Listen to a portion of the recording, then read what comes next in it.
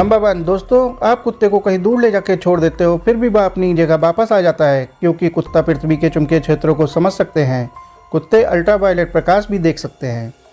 Number 2, सबसे बड़ा air speed वेग वाला पक्षी पेरेग्रीन बाज है, जो अपने शिकार को पकड़ने के लिए 321.8 किलोमीटर प्रति घंटे की स्पीड से शिकार पर ड्राइव लगाने में सक्षम है।